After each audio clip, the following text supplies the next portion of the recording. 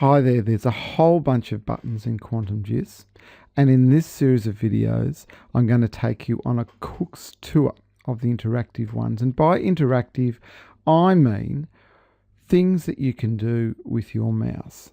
So how to start the day with your screen looking the same as it did at the end of the previous day. So you knock off on Friday night and you go away for the weekend and you come back on Monday morning and you think, my goodness, what was I doing on Friday? Well, you can open up this thing called a project and it will reset Quantum GIS to where you left off on the previous working day.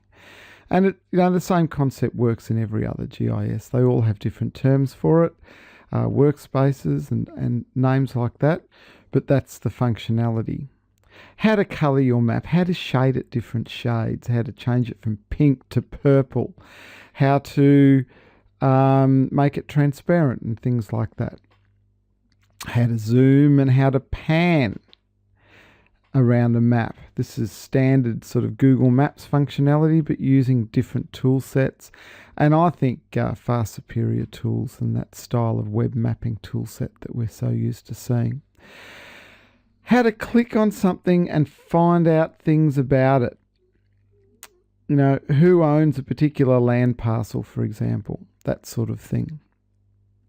How to measure the area of something and find its distance from something else. So if you've got an oil spill, you'll be able to run your mouse around the edge of the oil spill and work out, how many hectares it is, and hopefully not how many square kilometres or hundreds of square kilometres it is.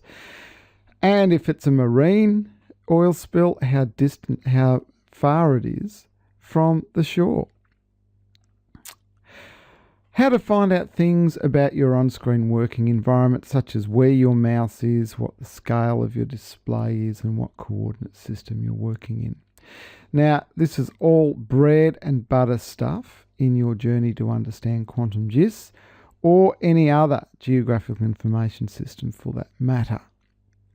So hang on and I shall see you inside. Bye.